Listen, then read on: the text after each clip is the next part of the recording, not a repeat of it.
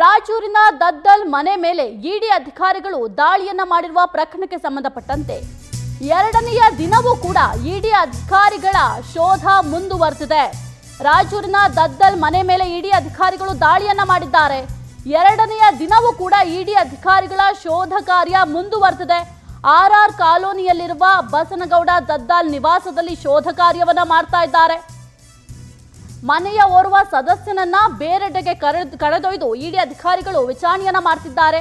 ಅಧಿಕಾರಿಗಳ ಕಾರಿನಲ್ಲೇ ಇಡಿ ಅಧಿಕಾರಿಗಳು ಕರೆದೊಯ್ದಿದ್ದಾರೆ. ರಾಯಚೂರಿನ ದದ್ದಲ್ ಮನೆ ಮೇಲೆ ಇಡಿ ದಾಳಿ ಪ್ರಕರಣಕ್ಕೆ ಸಂಬಂಧಪಟ್ಟಂತೆ ಎರಡನೆಯ ದಿನವೂ ಕೂಡ ಶೋಧ ಕಾರ್ಯವನ್ನ ಇಡಿ ಅಧಿಕಾರಿಗಳು ಮುಂದುವರೆಸಿದ್ದಾರೆ.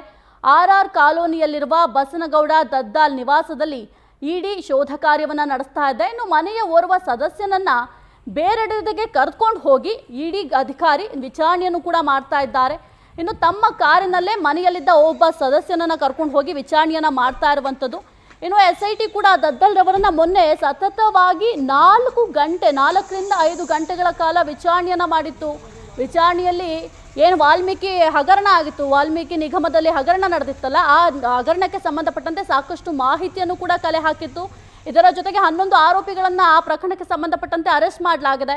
11 ಜನ ಆರೋಪಿಗಳು ಏನು ಹೇಳಿದ್ದಾರೆ, ಅವರ ಹೇಳಿಕೆಯನ್ನು ಇವರ ಮುಂದಿಟ್ಟು, ಅಂದರೆ ದದ್ದಲ್ ರವರ ಮುಂದಿಟ್ಟು ಸಾಕಷ್ಟು ವಿಚಾರಣೆಯನ್ನು ಕೂಡ ಮಾಡಿದ್ರು. ಇದರ ಬೆನ್ನಲ್ಲೇ ಇಡಿ ಅಧಿಕಾರಿಗಳು ಇವರ ಮನೆ, ಕಚೇರಿ ಎಲ್ಲೆಡೆಯೂ ಕೂಡ ಶೋಧ ಕಾರ್ಯವನ್ನು ಮಾಡ್ತಾ ಇದ್ದಾರೆ.